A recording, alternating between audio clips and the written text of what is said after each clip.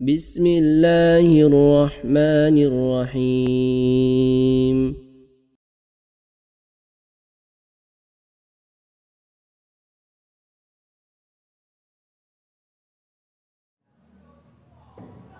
Assalamualaikum warahmatullahi wabarakatuh. Alhamdulillah wa syukurillah wa la haula wa la quwata illa billah.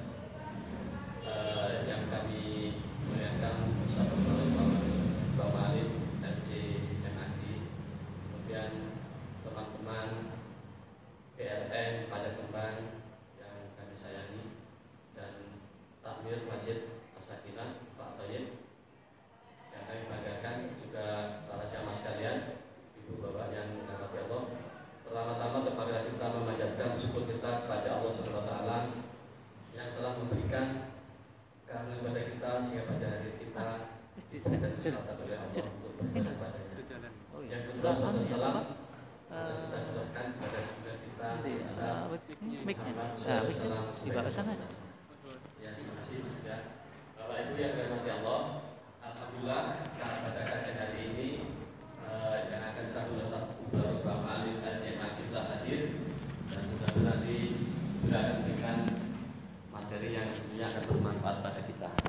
Sebelum beliau menyampaikan kajiannya, perlu kami sampaikan kepada sekalian bahwa alhamdulillah pada hari ini itu dari panitia pembangunan Masjid Perluasan Pembangunan Masjid Sakinah itu mendapatkan donasi dari hamba Allah. Totalnya itu untuk hari ini itu ada 109 juta ya. Karena kemarin itu sisa ada cuma 85 juta.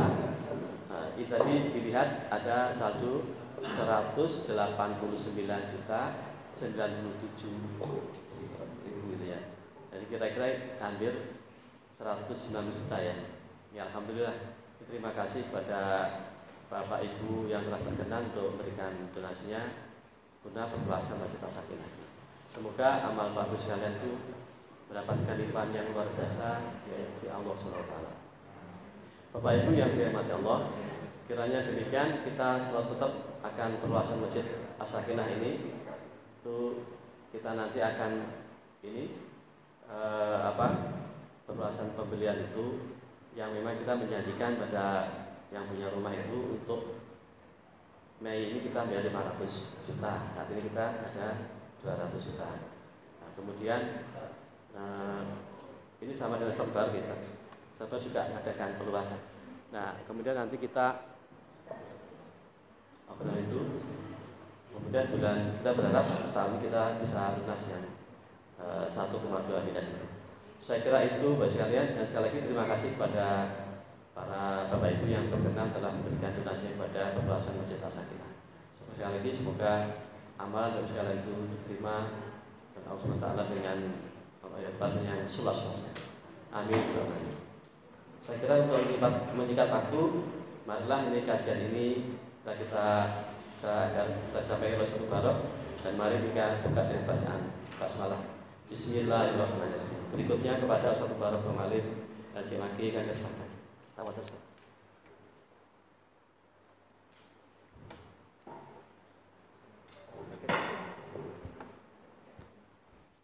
Itu enggak apa-apa. Itu ditempel buat rekaman. Lebih enak itu enggak? Ini ada. Enak ini ya.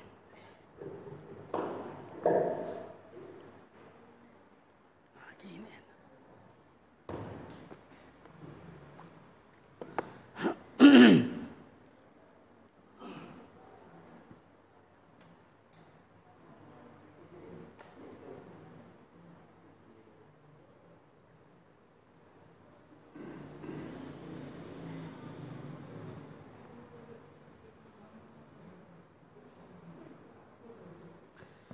Assalamualaikum warahmatullahi wabarakatuh. Innal hamdalillah nahmaduhu wa nasta'inuhu wa nastaghfiruh wa na'udzu billahi min shururi anfusina wa min sayyiati a'malina. May yahdihillahu fala mudilla lahu ومن يضلل فلا هادي له أشهد أن لا إله إلا الله وحده لا شريك له وأشهد أن محمدا عبده ورسوله أما بعد فإن أحسن الحديث كتاب الله وخير الهدى هدى محمد صلى الله عليه وآله وسلم وشر الأمور محدثاتها وكل محدثة بدعة وكل بدعة ضلالة وكل ضلالة في النار. Bapak Ibu sekalian, semoga senantiasa dirahmati Allah Subhanahu wa taala, para jamaah Masjid Sakinah. Semoga Allah selalu memberikan taufik, hidayah dan inayahnya sehingga kita dapat melaksanakan ibadah, menjalankan hablum minallah dan hablum minan nas dengan sebaik-baiknya. Pada kesempatan yang baik ini alhamdulillah kita bertemu dalam kajian yang insyaallah bermanfaat bagi kita. Kalau dahulu para sahabat itu bertemu dan mereka mengatakan najlisu nu'minu sa'atan. Mari kita duduk bersama sambil meningkatkan iman kita. Kita duduk sejenak, sesaat untuk meningkatkan iman kita. Kemudian mereka saling nasihat satu dengan yang lainnya. Kemudian juga sebagian riwayat menyebutkan sebelum mereka berpisah, mereka membaca surat Al-Asr. Wal asri, demi masa, innal insana lafi khusrin, sesungguhnya manusia berada dalam kerugian, illal ladzina amanu wa amilus solihat, kecuali orang-orang yang beriman dan beramal soleh, wa tawassaw bil haqqi wa tawassaw bis sabr, dan mereka saling wasiat mewasiati dalam kebenaran dan wasiat mewasiati dalam kesabaran.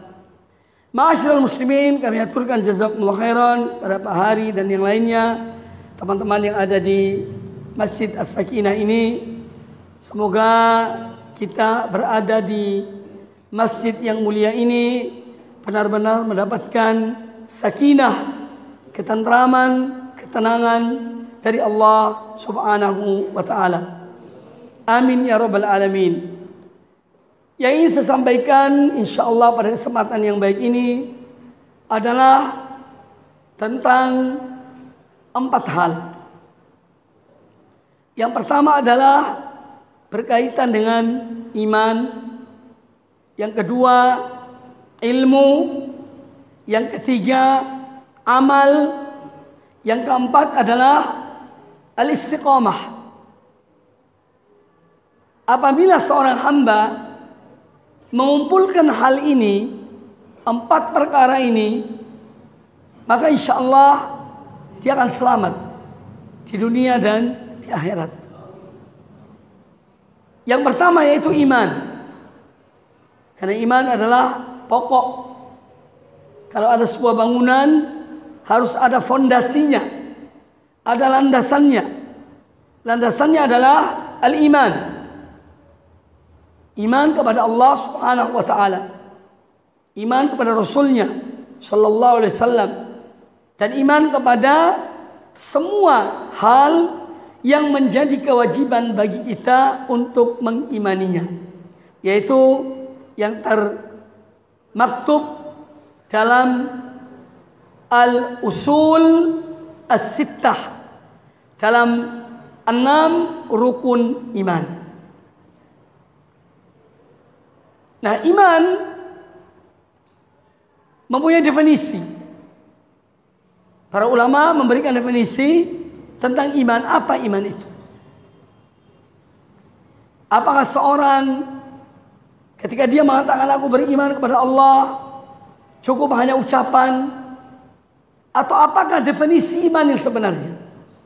Nah, ulama-ulama Ahlus Sunnah wal Jamaah yang tentu dipimpin, diawali oleh mereka generasi terbaik dari umat ini, yaitu para sahabat radhiyallahu anhum ajma'in, dan orang-orang yang mengikuti mereka dengan baik memberikan definisi iman itu diakhiri dengan 5 huruf nun. Al-iman qaulun bil lisan. Iman itu adalah ucapan dengan lisan. Wa iqrarun bil janan. Iman itu pengakuan dalam hati. Wa amalun bil jawarihi wal arkan.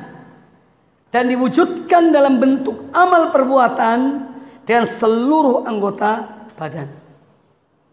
Yazidu bi ta'atir rahman. Nun yang keempat. Dia bertambah dengan taat kepada Ar-Rahman, kepada Allah Subhanahu wa taala yang Maha Pengasih. Wa yanqusu bi ta'ati syaitan. Dan dia akan berkurang iman itu kalau taat kepada syaitan dan bermaksiat. Itu definisi iman menurut Ahlussunnah wal Jamaah. Kalimat-kalimat ini diakhiri dengan huruf nun dan ada 5 huruf nun itu dalam definisi tersebut. Yang pertama, qaulun bil lisan. Iman itu adalah ucapan dengan lisan. Seorang mukmin atau seorang yang akan memeluk Islam, dia harus mengucapkan dengan lisannya. Dia harus mengucapkan dengan lisannya. Dia harus mengucapkan asyhadu an la ilaha illallah wa asyhadu anna Muhammadar Rasulullah. Jadi iman itu tidak cukup hanya dengan seorang mengakui dalam hatinya, aku percaya, aku beriman. Tapi harus diwujudkan dengan ucapan. Ucapan 2 kalimat syahadat, ucapan keimanan. Qulu amanna billah. Katakanlah kami beriman kepada Allah. Qulu, ucapkanlah. Nah, ini menunjukkan iman itu dengan ucapan. Namun apakah ucapan itu cukup? Hanya sekedar mengucapkan keimanan, kami bersaksi bahwasanya tiada sembahan yang hak kecuali Allah dan bahwasanya Muhammad adalah Rasul utusan Allah. Jawabannya tidak cukup. Karena kalau iman itu cukup dengan lisan, dengan ucapan lisan, maka orang munafik pun jadi mukmin. Ya, maka dari itu iman harus pengakuan dalam hati. Lah orang munafik dikatakan munafik kenapa?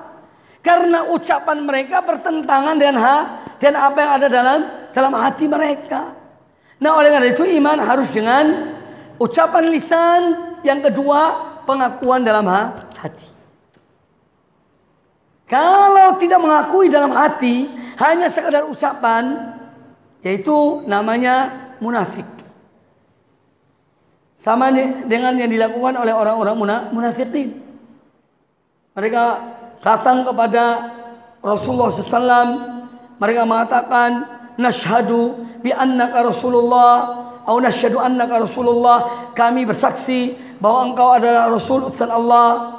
Tapi apa jawaban Allah Ta'ala? Wallahu ya'lamu annal munafiqin lakadzibun. Tetapi Allah Maha mengetahui bahwa orang-orang munafik itu adalah dusta. Dusta dalam ucapannya.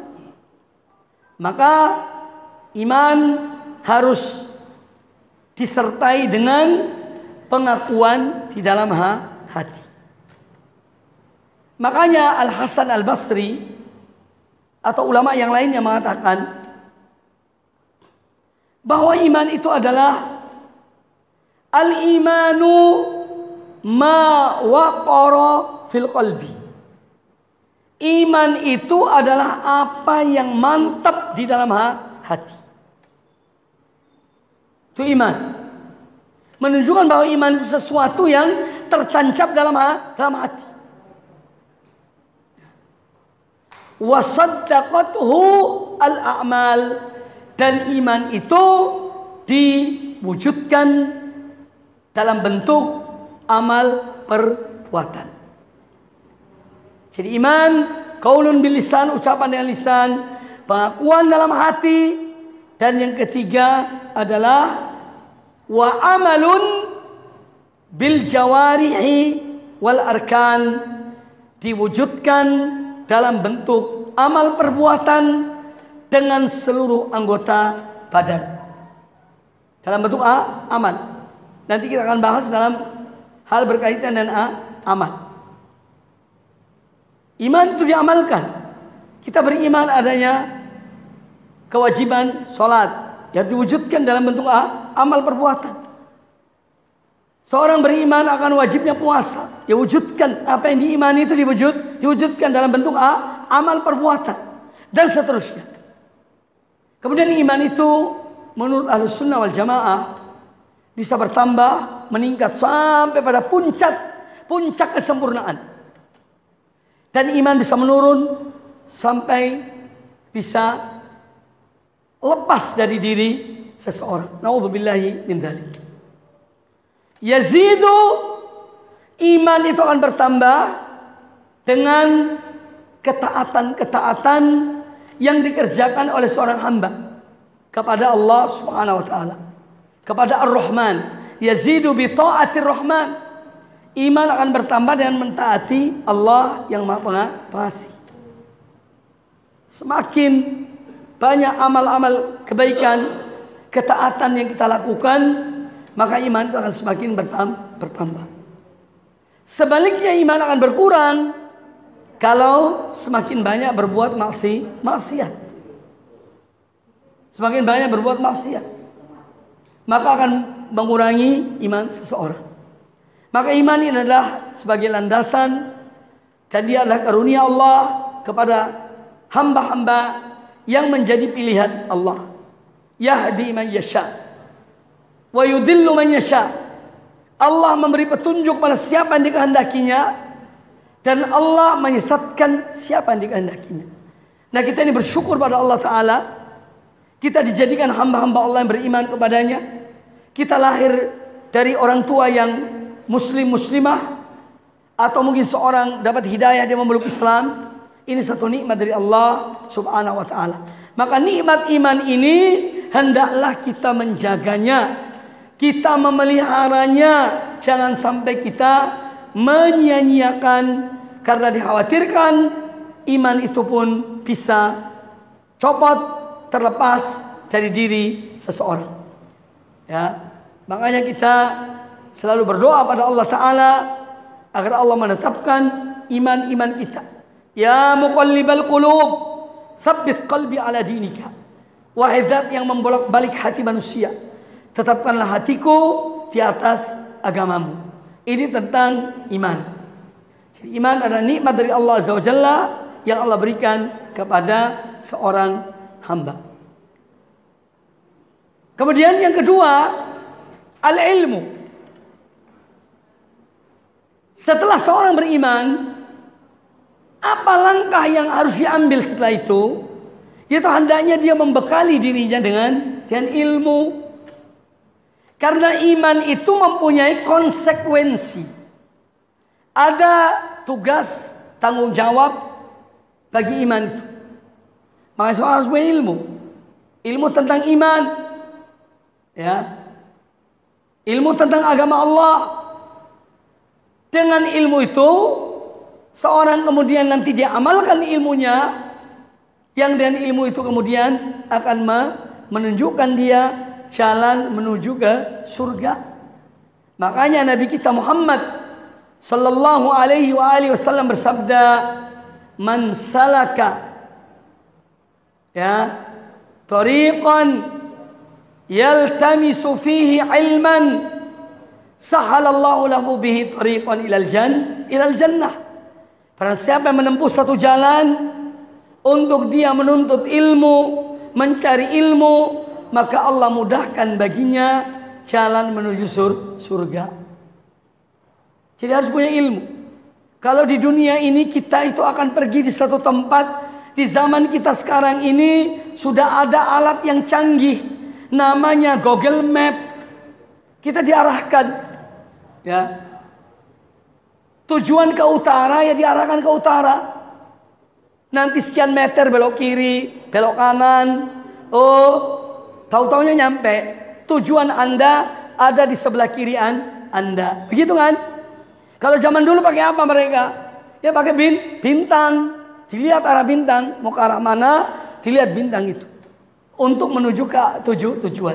Lah kira-kira di surga itu ada pedoman enggak menuju surga? Lah kalau di dunia ini kalau kita menuju satu tempat, itu ada pedomannya, ada petunjuknya, petunjuk arah. Lah kira-kira menuju surga itu ada petunjuk arah apa tidak? Ya tentu ada. Tidak mungkin tidak. Makanya Rasulullah SAW diperintahkan oleh Allah dalam surat Al-An'am ayat 153 untuk mengatakan kepada manusia, Qul hadhihi sabili. Allah mengatakan itu ayat yang lain. Allah berfirman, wa anna hadza sirati mustaqiman fattabi'uh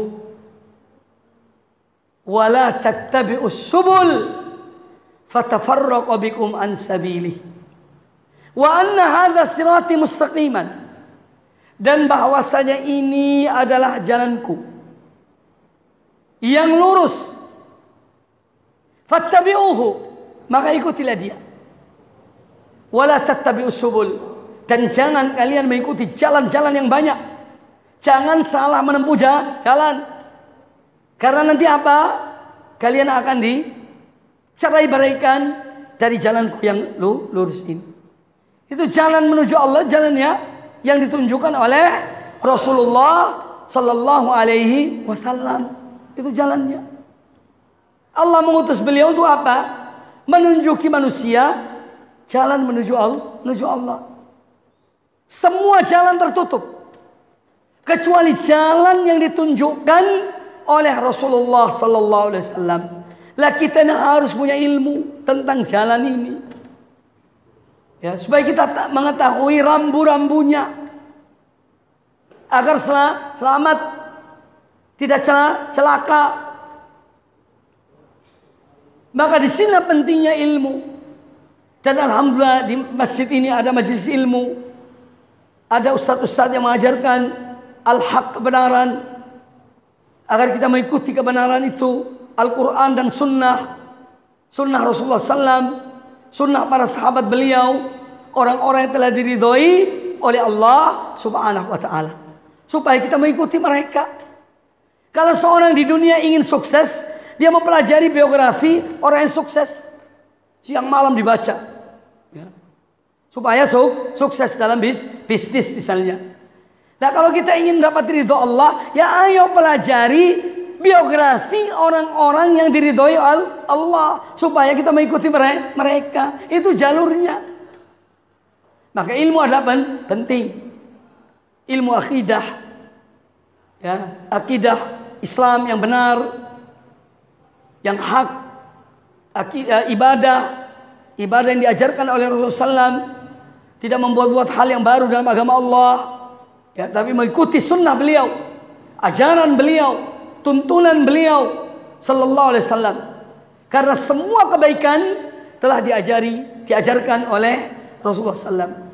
Tidak ada satu kebaikan pun melainkan sudah disampaikan oleh Rasulullah Sallallahu Alaihi Wasallam. Dan tidak ada satu keburukan melainkan telah diingatkan oleh Rasulullah Sallallahu Alaihi Wasallam. Karena di antara sifat Rasulullah SAW adalah, atau sifat para Rasul, yaitu at-tabligh, al-balagh, menyampaikan, al-iblagh, menyampaikan risalah Allah. Maka di sini pentingnya ilmu, pentingnya belajar. Ya. Kita ketika sholat mengangkat tangan itu ada dasarnya, ada dalilnya. Allahu Akbar. Ini ada dalilnya lah, ini angkat tangan ini. Ya, maka dari itu Islam ini adalah agama yang berdasarkan pada ilmu, pada dalil. Ada dalilnya dijalankan, tidak ada dalilnya, ya udah tidak usah dikerjakan. Ya. Maka di sini pentingnya ilmu. Fa'lam annahu la ilaha illallah. Disebutkan dalam surat Muhammad ayat yang ke-19. Fa'lam, berilmulah kalian bahwasanya tiada sembahan yang hak kecuali Allah. Ya. Salat dengan ilmu, puasa dengan ilmu, haji dengan ilmu, zakat dengan ilmu, dan semua amalan yang kita lakukan hendaknya berdasarkan pada ilmu. Maka menuntut ilmu itu dalam ungkapan pepatah Arab, minal mahdi ilallah ilal lahdi, dari buayan sampai liang lahat. Itu menuntut ilmu. Tidak ada istilah aku terlambat menuntut ilmu. Tidak ada istilah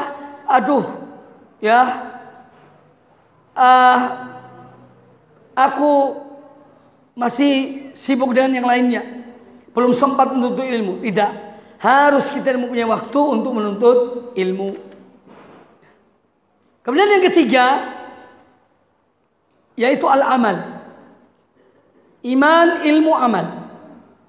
Amal ini adalah menerapkan ilmu yang kita miliki.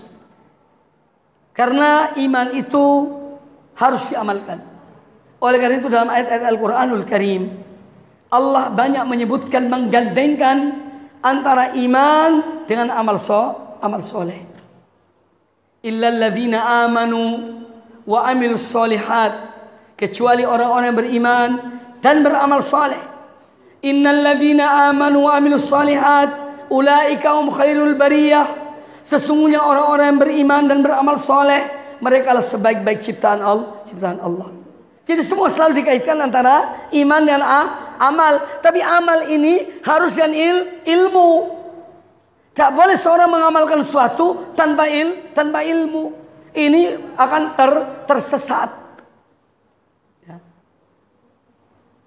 Maka ilmu yang kita miliki, kita amalkan.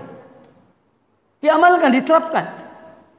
Allah mencela orang-orang yang tidak mengamalkan ilmunya. Allah mencela orang-orang Yahudi. Ya. Lima taquluna ma la taf'alun. Mengapa kalian membicarakan apa yang kalian tidak kerjakan? Ya. Ya ayyuhalladzina amanu, wahai orang-orang yang beriman, lima taquluna ma la taf'alun. Mengapa kalian mengucapkan apa yang tidak kalian kerjakan? Kabura maqtan indallah an taqulu ma la taf'alun. Yakni tercela di sisi Allah, murka Allah besar, kebencian Allah besar bagi orang-orang yang tidak mengerjakan apa yang mereka ketahui.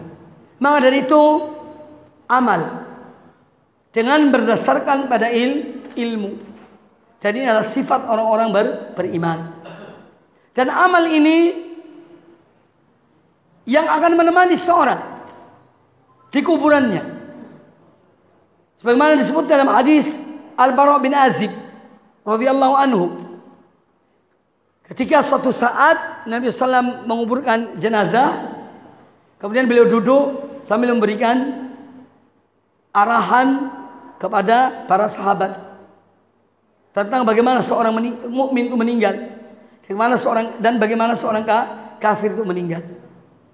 Kemudian beliau menyebutkan di antaranya adalah ketika seorang hamba diletakkan dalam kuburnya, kemudian saat itu ada malaikat yang datang, lalu kemudian nanti ditanya tentang 3 perkara. Man rabbuka, siapa Rabbmu? Wa ma dinuka, apa agamamu? Kemudian yang ketiga, wa man nabiyuka, dan siapa nabimu? Dan bahasa yang lain, siapa orang ini yang diutus pada kalian? Yaitu Rasulullah sallallahu alaihi wasallam. Kalau seorang bisa menjawab, maka dia akan selamat. Datanglah seorang yang berwajah tampan, berwajah bagus. Lalu orang meninggal, orang yang mati itu bertanya, siapa anda yang datang ini? Dan wajah yang mendatangkan kebaikan. Maka dijawab oleh orang yang datang itu, aku adalah amalmu ketika di dunia. Aku akan menemanimu sekarang ini. Sebaliknya, apabila seorang mempunyai amal-amal yang buruk, maka dia pun akan didatangi oleh seorang yang berwajah jelek. Lalu ditanya oleh orang itu, siapa kamu ini yang datang dan membawa wajah yang tidak menyenangkan, yang membawa keburukan? Kata orang yang datang itu, aku adalah amalmu yang dulu engkau kerjakan di dunia, dan aku akan menemanimu di dalam kuburmu ini. Maka amal adalah bekal bagi kita. Kalau seorang meninggal itu semua keluarganya, kerabatnya, hartanya mengantarkannya, ya, juga dia membawa amalnya, tapi semua nanti akan meninggalkan kita. Yang tinggal menemani kita hanya amal kita, ya. Maka dari itu amal kebaikan, amal soleh itu sebagai bekal bagi seorang dalam perjalanan hidupnya, kematiannya, dan menuju Allah Subhanahu wa ta'ala. Oleh karena itu amal ini di antara nikmat Allah kepada kita. Amal-amal ibadah ini banyak macamnya. Ada yang wajib, ya, amal-amal yang wajib. Ada yang sunnah, anjuran. Maka yang wajib jangan sampai kita tinggalkan. Ya. Seperti sholat 5 waktu, puasa di bulan Ramadan, menunaikan zakat, dan yang lainnya dari amal-amal kebaikan. Yang wajib hendaknya kita kerjakan. Adapun yang sunnah banyak macamnya. Amal-amalan sunnah itu banyak macamnya. Ada orang mampu berpuasa, Daud misalnya, silahkan amalkan. Tapi tidak semua orang mampu puasa Daud. Makanya ada puasa Senin, Kemis, lakukan. Ada orang tidak mampu Senin Kemis karena tugasnya, piketnya hari Senin Kemis, ya, tugasnya, kerjaannya hari Senin Kemis, puasanya berat. Ya, ada puasa tiga hari setiap bulan, 13, 14, 15, dan seterusnya. Jadi pilih apa yang mampu kita kerjakan, ya, ringan kita kerjakan. Itu contoh puasa. Ada lagi sholat sunnah, ya, selain sholat yang wajib, ada sholat duha, ada sholat sunnah rawatib, ada sholat taraweh di bulan Ramadan, ada sholat tahajud, ada sholat witir. Apa yang bisa kita lakukan, lakukanlah. Ya. Ini yang akan menemani kita di dalam kubur kita. Itu amal kita. Ya. Jadi sholat. Tidak bisa sholat di malam hari, ya ada sholat di siang hari, sholat duha, dan yang lainnya, sholat sunnah. Sedekah pun begitu. Ada yang wajib namanya zakat, ada sedekah yang sunnah, sukarela. Berikan apa yang kita bisa memberikannya. Ini yang akan menaungi kita di akhirat kelak. Sebagaimana disabdakan oleh Nabi SAW, bahwa seseorang akan dinaungi oleh sedekahnya di hari kiamat kelak. Ya, seorang akan dinaungi di hari yang panas terik. Matahari 1 jengkal, 1 mil di atas kepala setiap orang. Yang akan menaunginya adalah sedekahnya. Selain dari 7 golongan yang disebutkan oleh Nabi SAW, imam yang adil, pemimpin yang adil, ya, dan seterusnya ada 7 golongan. Salah satunya orang yang akan mendapatkan naungan itu adalah orang yang memberikan sedekah. Sedekah dengan diam-diam, dia rahasiakan antara dia dengan Allah Subhanahu wa taala. Tidak ada yang tahu. Istrinya pun tidak tahu. Anaknya pun tidak tahu. Wa rajulun tasaddaqa bi shadaqatin. Dan seorang yang dia bersedekah dengan satu sedekah, hatta la ta'lama shimaluhu ma tunfiqu yaminuhu, sehingga tangan kirinya tidak mengetahui apa yang diinfakkan oleh tangan kanannya. Ini hadis khusus tentang 7 golongan. Ada hadis yang lebih umum, bahwa seseorang akan dinaungi oleh sedekahnya di hari kiamat kelak. Maka apabila kita ingin dinaungi dapat naungan di hari kiamat kelak, perbanyak sedekah itu. Ya. Terutama kepada kerabat, sebelum yang lainnya kerabat, famili kita, baru kepada yang lainnya. Karena sedekah kepada kerabat itu dapat 2 pahala. Pahala sedekah dan pahala silaturahim. Sedangkan sedekah pada orang lain hanya 1 pahala. hanya pahala sedekah. Ini contoh-contoh amalan. Jadi banyak amalan-amalan yang bisa kita kerjakan. Baca Quran, zikir pagi petang, zikir yang umum. Selalu mengingat Allah subhanahu wa ta'ala. Ini tentang amal. Wallahi seorang akan menyesal. Kita ini akan menyesal. Nanti kalau sudah tidak punya kesempatan untuk beramal, kita akan menyesal. Ya Allah, berikan aku waktu untuk aku tambahi amalku. Ya. Itu jelas itu.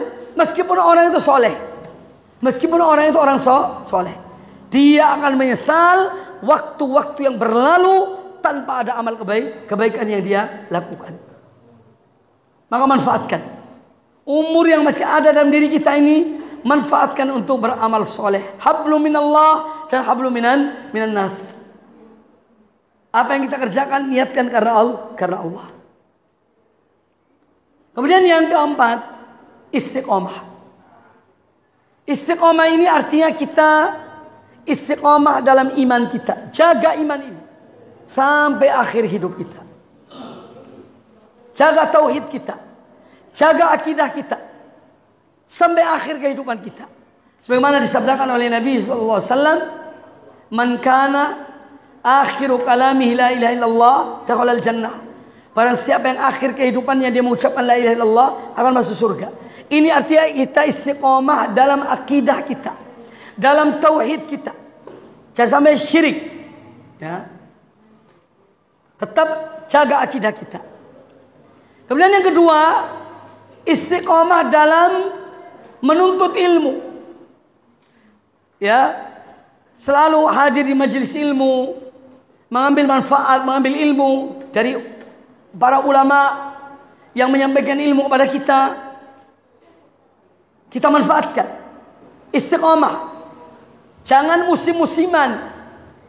Musim buka bersama, mau nuntut ilmu. Tak ada buka bersama, tak mau hadir di majelis ilmu. Ini musiman juga namanya. Maaf loh, saya tidak menyindir siapapun. Untuk diri saya.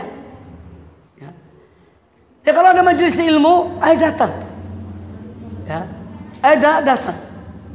Wallahi ilmu lebih bermanfaat daripada sekedar makanan. Makanan kita bisa cari makanan itu. Tapi ilmu hanya ada pada orang-orang tertentu. Maka dari itu jangan sampai kita menyia-nyiakan waktu dalam menuntut ilmu. Istiqomalah dalam menuntut ilmu. Menghadiri majelis ilmu, membaca, bertanya kepada ustadz, kepada orang berilmu, hal-hal yang kita tidak ketahui. Jadi istiqomah dalam menuntut ilmu. Al-Imam Abu Zur'ah Ar-Razi, salah seorang ulama hadis. Beliau itu dalam keadaan sakaratul maut, sakit, didatangi oleh murid-muridnya, hadir di situ. Kemudian mereka satu dan yang lainnya bertanya tentang hadis. Barang siapa yang akhir ucapannya la ilaha illallah akan masuk surga. Didengar oleh imam yang dalam keadaan sakaratul maut itu. Beliau kemudian menyebutkan hadis itu. Haddatsana fulan, haddatsana fulan, haddatsana fulan, man kana akhiru kalami la ilaha illallah dakhala al-jannah. Barang siapa yang akhir ucapannya dia la ilaha illallah masuk surga, beliau meninggal. Dalam keadaan mengajarkan ilmu itu kepada murid-murid. Istiqomah dalam ilmu. Siapa orangnya? Al-Imam Abu Zur'ah Ar-Razi. Al-Imam Abu Zur'ah Ar-Razi, salah seorang ulama hadis yang terkenal. Meninggal dalam keadaan mengajarkan tentang kalimat la ilaha illallah itu. Barang siapa yang akhir ucapannya la ilaha illallah, dia akan masuk surga. Itu hadis Rasulullah. Begitu menyampaikan hadis itu beliau meninggal. Kemudian yang ketiga, istiqomah dalam amal. Istiqomah dalam beramal. Agar kita selalu mengamalkan amal-amal kebaikan. Sehingga istiqomah dalam beramal sampai akhir kehidupan kita. Dalam keadaan berakidah yang benar, beribadah yang benar, ya, dan kita dalam keadaan mengerjakan amal-amal kebaikan. Istiqomah ini dalam ibadah, sebagaimana Allah Ta'ala berfirman, wa'bud rabbaka hatta ya'tikal yaqin. Beribadahlah engkau menyembah Tuhanmu sampai datang kematian kepadamu. Ya, istiqamah. Nah, kita ini berada di mana? Di akhir-akhir bulan Ramadan. Kita diperintahkan, dianjurkan, dan dicontohkan oleh Rasulullah SAW untuk apa? Meningkatkan amal-amal kebaikan. Nabi SAW kalau masa 10 hari terakhir, beliau itu betul-betul sungguh-sungguh. Ahyal lail. Beliau hidupkan malam hari untuk ibadah pada Allah Ta'ala. Wa aiqadha ahlahu. Beliau bangunkan keluarganya untuk ibadah pada Allah Ta'ala. Dan beliau mengencangkan pinggangnya. Wa jadda wa shadda al-mizar. Beliau betul-betul sungguh-sungguh dalam beribadah. Maka manfaatkan. Jangan biarkan waktu-waktu ini, detik-detik ini berlalu begitu saja. Ya, 10 hari terakhir di bulan Ramadan yang kita berada pada hari ke-23 sekarang ini. Nanti malam 24. Besok malam 25. Hidupkan malam-malam ini untuk beribadah pada Allah Subhanahu wa taala. Istiqamah dalam beribadah. Nah, semoga apa yang disampaikan bermanfaat bagi kita semuanya.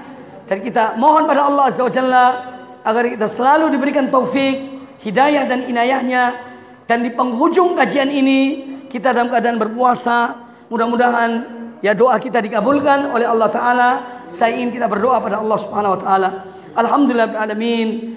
Wassalatu wassalamu ala asyrafil anbiya wal mursalin wa ala alihi sahbihi ajma'in. Allahumma qsim lana min khasyatika ma tahulu bihi bainana wa baina ma'asik. ومن طاعتك ما تبلغنا به جنتك ومن اليقين ما تهون به علينا مصائب الدنيا اللهم متعنا بأسمائنا وأبصارنا وقواتنا ما أحييتنا واجعله الوارث منا واجعل ثأرنا على من ظلمنا وانصرنا على من عادانا ولا تجعل مصيبتنا في ديننا ولا تجعل الدنيا أكبر همنا ولا مبلغ علمنا ولا تسلط علينا ما لا يرحمنا اللهم تقبل منا صلاتنا وصيامنا وقيامنا وجميع صالحات أعمالنا اللهم لا تردنا خائبين ربنا آتنا في الدنيا حسنة وفي الآخرة حسنة وقنا عذاب النار وصلى الله وسلم وبارك على نبينا وعلى آله وصحبه أجمعين سبحانك اللهم وبحمدك أشهد أن لا إله إلا أنت أستغفرك وأتوب إليك السلام عليكم ورحمة الله وبركاته.